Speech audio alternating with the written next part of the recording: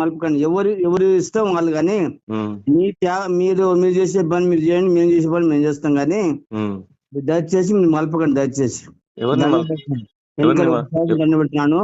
అయ్యా ఇది మంచి పద్ధతి కాదు. ఇది అయ్యా ఎవరిని మలపకండి, నాకు అర్థం కాలేదండి.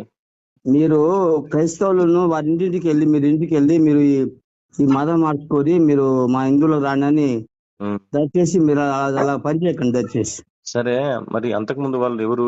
ఆ క్రైస్తవుల కన్నా ముందు అవును, వాళ్ళు కానీ వారు మా వెనకాల వారి స్థితిని బట్టి వారి మనసు మార్చుకున్నారు. వాళ్ళు వాళ్ళు అంతకు ముందు హిందువులే కదా, మనసు కాదు. వినండి సారు. అయ్యా మతం చెప్పండి. మార్చుకోవాలి. ఎందుకంటే మార్గం వీరు. కానీ ఇప్పుడు అంతకు ముందు వాళ్ళు హిందూ దేవతల్ని పూజించే వాళ్ళు కదండి. అవును, ఎందుకంటే అది పద్ధతి కదా. ఎందుకంటే మీకు ఆహా. చెప్తున్నాను. ఇంకో సృష్టికర్త దేవుడు ఆయన ఒక్కడే, మనకు ఒక్కడే దేవుడు. కానీ ఉహు. మీరు చేసుకున్న పని మీరు చేసుకునే మార్గం మీరు చేసుకోండి దయచేసి. ఉమ్. కానీ క్రైస్తవులు మాత్రం మార్చకండి దయచేసి. వాళ్ళు సర్టిఫికెట్ లో క్రైస్తవులు కాదు, హిందువులే. అది పని మీరు నాకు తెలుసు. ఇప్పుడు నేను చూస్తున్నా, వాట్సాప్ చూసిన కానీ నేను ఏమంటున్నానంటే మీకు ఫోన్ చేసినాను. అది వాళ్ళు క్రైస్తవులు కాదండి, నేను వెళ్ళిన వాళ్ళు హిందువులే. ఇప్పుడు కాదు కాదు మీరు కాదంటున్నారా? కాదు కాదు.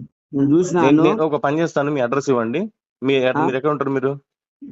మరి చాలా దూరం. కానీ మీరు చెప్పండి, మీ అడ్రస్ చెప్పండి. నేను వస్తానయ్యా మీ దగ్గరకు వచ్చి, మీ దగ్గరే ఎంతమంది క్రైస్తవులు ఉన్నారు, ఎంతమంది హిందువులు ఉన్నారో మీకు అడిగి, ఎంతమంది మతం మారిన హిందువులు ఉన్నారో వాళ్ళ దగ్గరికి వెళ్ళి మళ్ళీ హిందూ ధర్మంలోకి తీసుకొస్తా. ఓకేనా?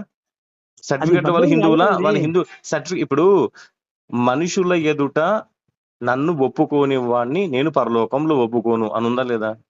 ఉన్నది ఉందా? ఉన్నది. మరి సిగ్గు లేకుండా మరి సర్టిఫికెట్ లో హిందూ అని ఎట్లా పెట్టుకుంటారు? సిగ్గు లేకుండా సర్టిఫికెట్ లో హిందూ అని ఎలా పెట్టుకుంటారు? ఉంటే క్రీస్తుకి అనుచరుడుగా ఉండు. ఒక మనిషి ఇద్దరికి దాసులుగా ఉండలేడు, బైబిల్ వాక్యం ఉంది కదా. అవునయ్యా. మరి అలాంటప్పుడు నువ్వు హిందువుగా అంటే హిందువుగానే రాయించుకో, క్రైస్తవుడు అంటే లిఖిత పూర్వక క్రైస్తవుగా రాయించుకో. అయ్యా హలో, హలో, మీ పేరేం పేరు? ఏంటి? మీ పేరేం పేరు అయ్యా? నా పేరు నరేష్ అయ్యా. నరేష్.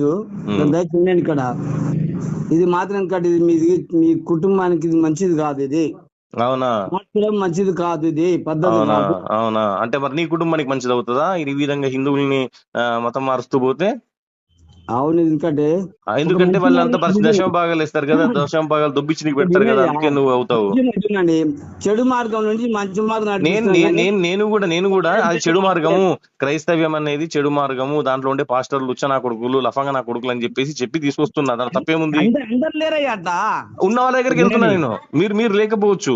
నేను ఎవరైతే అలాంటి క్రైస్తవ పాస్టర్లు ఉన్నారో అలాంటి పాస్టర్ల చుట్టుపక్కల ఉండే మతం మారిన వాళ్ళని నేను మళ్ళీ తీసుకొస్తున్నా. వాళ్ళే ఒప్పుకుంటున్నారు. అవును, మా చర్చ్ పాస్టర్ కొంతమంది వ్యభిచారులు ఉన్నారు, ఒప్పుకుంటున్నారు. చాలా మంది వాళ్ళే వస్తున్నారు. ఇంక వినండి దయచేసి. ఎందుకంటే వారి ఇష్టం వారు మారుతారు, వారి ఇష్టం కదా. కానీ అవును, అంటే ఒకప్పుడు ఎవరో చెప్పడం వల్లనే వాళ్ళు మారారు కదా. ఒకప్పుడు వాళ్ళు చెప్పడం వల్లనే క్రైస్తవులుగా మారారు కదా. ఇప్పుడు మేము చెప్తున్నాము, వాళ్ళు హిందువులుగా మారుతున్నారు. అయ్యా అవన్నీ కాదండి, మీరు ఎక్కడ ఉంటారు చెప్పండి, నేను వస్తాను. నేనే మీ దగ్గరకు వస్తా. హలో, ఇప్పుడు ఇంకోటినండి, నేను ఏమన్నానంటే నేనే మీ దగ్గరకు వస్తాను. మీరు ఇప్పుడు నిజమైన అయ్యగారో కాదో నేను అక్కడ తేల్చి చెప్తాను. మీరు నీతిమంతులో కాదో మీ యొక్క సంఘ విశ్వాసులకే అడిగి, ఓకేనా? మా దగ్గర అవసరం లేదు. ఎందుకు భయం? ఎందుకు మీకు? అంటే భయపడేవాడు దుష్టుని యొక్క కుమారుడు. భయపడుతున్నావు. కానీ ఇంకోటి, మీరు మార్చకండి దయచేసి. మార్చితే మాత్రం మీకు శాపం. ఇది మాత్రం శాపం ఏంద్ర బాబు? నా శాపం నీకు